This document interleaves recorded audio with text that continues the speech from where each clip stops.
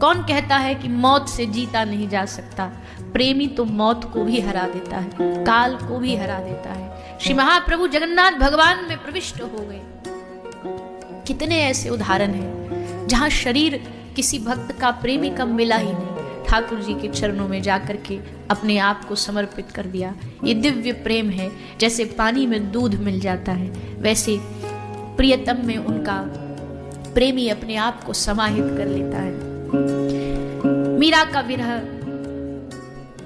और उसमें विरह बड़ी सुंदर चीज होती है। क्यों?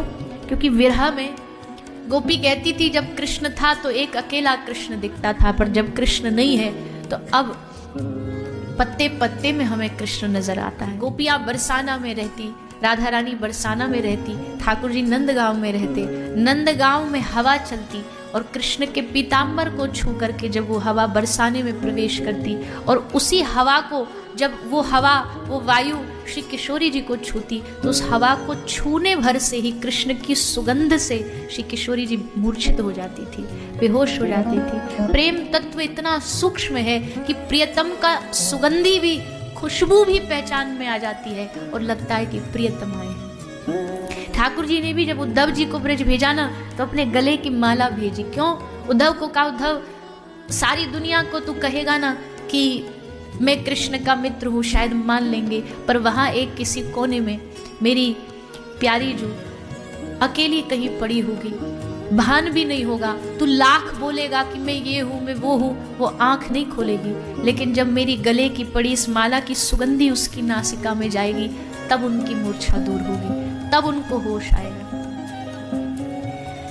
ऐसी विरह अवस्था श्री ठाकुर जी ने प्रदान करी है किशोरी जी को, ब्रज की गोपियों को। और भैया ये विरह अवस्था ऐसा मत समझिए कि भगवान ने कोई अन्याय किया है ब्रज की गोपियों के साथ, राधा रानी के साथ। ये अन्याय नहीं है। विरह तो बड़े बड़े तपों के बाद किसी जीव को प्राप्त होता है।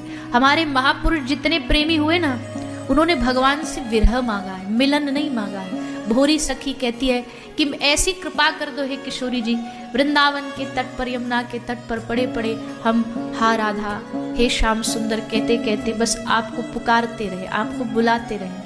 मिलन नहीं चाहिए, आपसे दूरी चाहिए, विरह चाहिए, और विरह में आपकी याद चाहिए, व्याकुलता चाहिए, तड़प चाहिए, ताकि उस विरह में हम आपको पुकारें, हम आपको बुलाएं। भगवान इससे नहीं मिल सकता। अगर इससे मिलता तो बड़े बड़े धनवानों के पास सीट रिजर्व्ड होती भगवान को पाने की, हम पालेंगे। दुनिया को आप धन का लालच देके प्रसन्न कर सकते हो, दुनिया को आप अपनी कुर्सी का पद दिखा करके आकर्षित कर सकते हो, पर ये प्रभु ना पद से प्रसन्न होता है, ना पैसे से प्रसन्न होता है। पर गोसाई जी कहते हैं, गोस्वामी तुलसीदास जी, राम ही केवल प्रेम प्यारा, जान ले हुसो जान निहारा। जिसने भगवान को प्रेम किया, जिसने भगवान को प्रेम दिया, वही केवल भगवान को पा सका।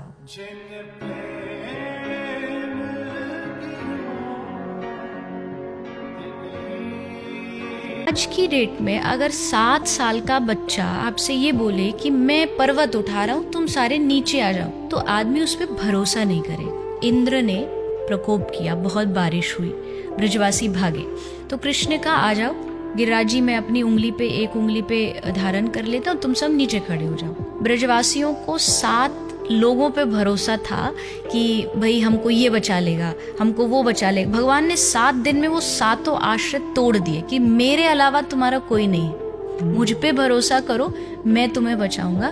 तो श्रीनाथ जी जो है वो मुझे लगता है विश्वास का प्रतीक है, भरोसे का प्रतीक है। अगर कृष्ण मेरे साथ होगा तो उसके पास इतनी सामर्थ्य है कि वो गिरिराज क्या सारी दुनिया उठा सकता है। पर तुम भरोसा तो करो उस पर विश्वास करो।